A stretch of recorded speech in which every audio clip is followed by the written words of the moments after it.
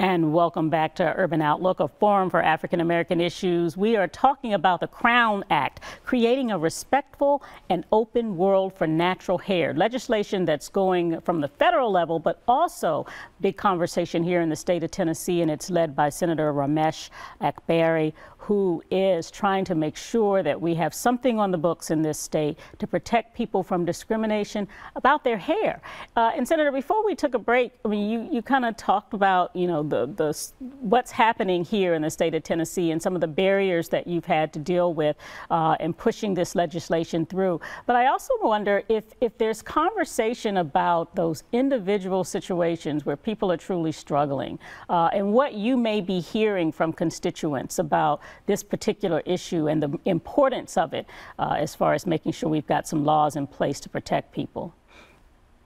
Well, I think every time another state passes the Crown Act, I get a couple of emails from constituents saying, why can't we do this in Tennessee? And certainly when it passed in the U.S. House of Representatives, it reignited that base.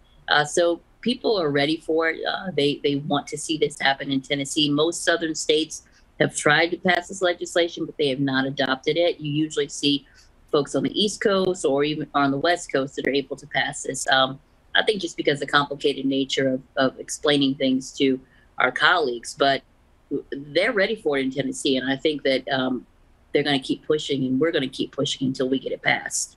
I'm always interested in the passion behind things, and you talked about sort of, you know, going through the interview process and things you were told. I too grew up with curlier hair than what you see now, but thought that because of, you know, being in this business, trying to get the jobs that I wanted to get, that I had to have my hair straightened, natural, not but straightened. And so I wonder, you know, growing up as a little girl, were you one that also had curly hair, and what kinds of things did you deal with, and how did you maneuver with the texture of your hair growing up and through the years? So growing up, definitely had curly hair. I have a twin sister, and so her hair is really big and curly. But for the most part, it was a positive experience. I don't think that I realized it was an issue really until I got to law school. And I thought, wow, this is ridiculous. But let me tell you, my family is in the hair care business. So I kind of grew up in a salon, and then after that, a hair loss center. So certainly understand the importance of our crown and glory, yeah, and women being able to feel comfortable and men being able to feel comfortable. But yeah, that's a common thing. One of my favorite characters on Law and Order, she wears a wig on the show because she was told that her locks were not professional. So the things are changing, I think, but certainly growing up, it was most girls my age were either getting a relaxer or getting their hair straightened, and my sister and I were wearing our hair curly. It's interesting that the actress that you're talking about, I think on a different show, actually wears her natural locks. So isn't that interesting how on one show she's one way, on another show she's got her natural locks showing as well? That's interesting. It tells you, one, I think that just a transition in minds and attitudes, but also, I mean, I think in that role as a police officer, she felt like I had to have straight hair. But I'm happy to see that shift. Yeah, and I also think about the history of it all, right?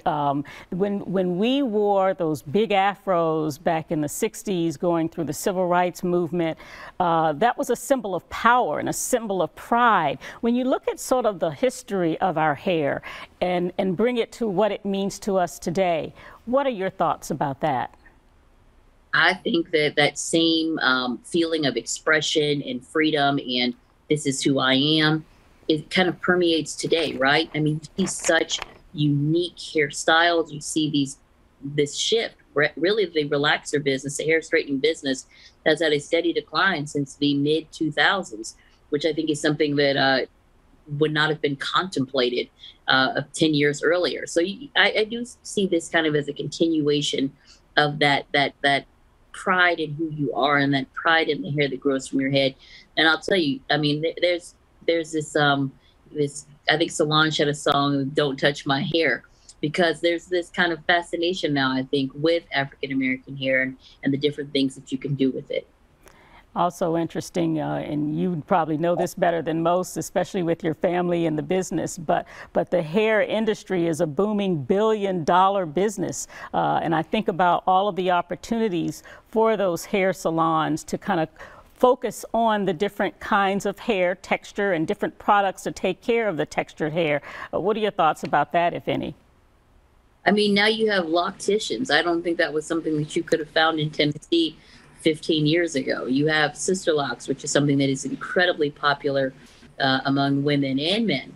I do think that there's this market where people just feel comfortable and they specialize in these styles, and it's more acceptable. It just is. I mean, we even have a county commissioner in Memphis, Tammy Sawyer, and she is growing out her locks. She wears locks now.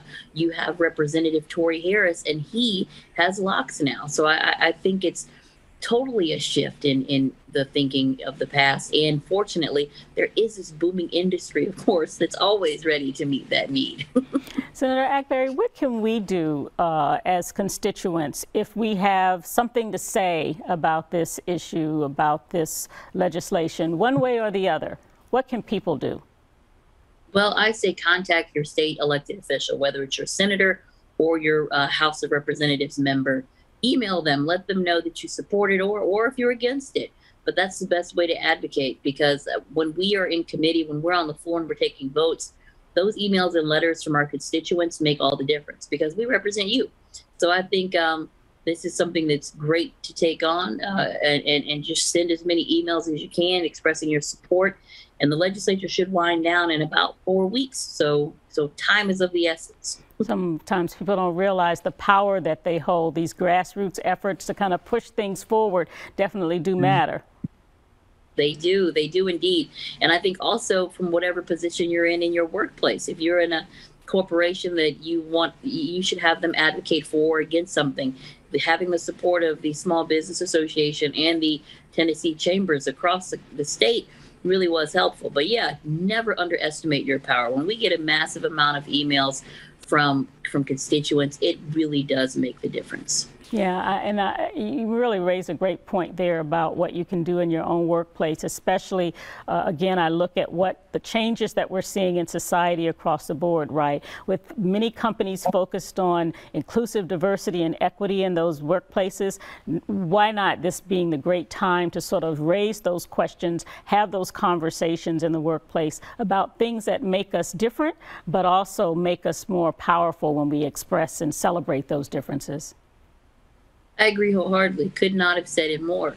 You know, if you say that you are about diversity, equity, and inclusion, this is the way to walk the walk. You know, you have major companies in Nashville like Amazon, Alliance Bernstein, Oracle is coming in. You have Nissan, all the sports teams. Certainly, it's a great way for our corporations to acknowledge and respect those who work with them and be really good corporate entities within our community. But yes, definitely. I think whatever position you're in, you can advocate, and you certainly can put even more weight behind it with tapping into your workplace. We're talking, of course, about the Crown Act, but I don't want to put you on the spot, but also want to give you an opportunity. Any other thing that we should be paying attention to, work that you're involved in as far as the state of Tennessee is concerned? What else is on tap? Well, I'll tell you, we have the largest rewrite of our school funding formula in 30 years. And so that's going to be something to pay attention to, whether or not it does meet the needs of those who are in poverty, children of color, children in urban and rural areas. That's a big thing to look at. Fortunately, there was a bill that was going to make it very difficult for minority contractors, whether we're talking about in academia or in the public and private sector. That bill has been killed for the year, so we don't have to deal with that. But a lot of folks were really up in arms. And of course, just pay attention to what happens the last few days of the legislature. That's usually when the most controversial bills either get passed or get killed. And we have you to kind of keep us in the loop on things as far as that's concerned as well. And I wonder too, as you move forward, you've got just a little bit of time left. Any other thoughts that you have? Anything you want to share from your work, from your perspective? Yeah, certainly. One, this is an election year, so I'll say, make sure you guys go out and vote. We have the largest ballot in 8 years. You have the governor, your members of Congress, you have your state and House Senate, and you also have judges. There are a tremendous amount of races. Make sure you're voting. Number two, a big thing that we're working on this year, and it's been something that the Black Caucus has been paying particular attention to, has to do with what's going on in Mason, Tennessee, making sure that that small town is protected, and that given the huge investment the state of Tennessee is making with Ford in that area, it's a great opportunity for that town to grow, for Black folks in that area to finally be able to have job opportunities and also funding opportunities. The last thing I'll say is I'm working on a piece of legislation with Representative Harold Love, who is an excellent representative in the Nashville area, around Black history, and specifically teaching or incorporating the teachings of Martin Luther King Jr. into curriculum. Pretty excited about that. I think it's long overdue.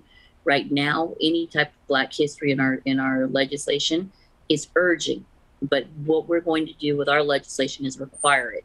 So it cleared a key hurdle in the Education Committee. I'll have to present it on the floor probably next week, so be on the lookout for that vote as well.